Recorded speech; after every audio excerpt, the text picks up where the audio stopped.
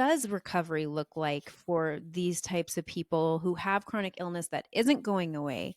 How do you define healing in that context for these Mm, people? I love that. So we see all sorts of folks in our clinic, and we have a large population of those with complex chronic illness, Mhm. which requires its very own loving, compassionate take because, oh my gosh, so much effort goes into just getting up and living life on a daily basis in a way that those who don't experience it can't begin to understand. Yeah. So I would say that first, recovery looks like what the patient says it looks like. What would it look like for you?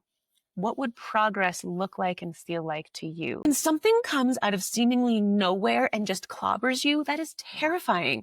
And it telescopes your life back down into this little tiny thing where you're just kind of waiting for the next bad thing to hit you. Yes.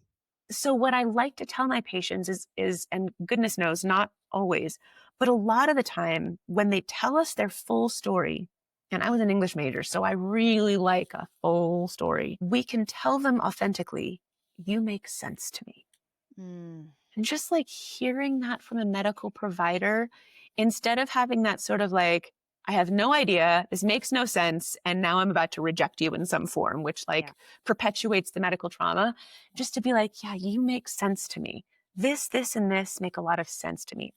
But then when you say you make sense to me, you might say, okay, this is going to be a long-term road we're going to walk together, Hmm. but I have some ideas about how to ease the suffering.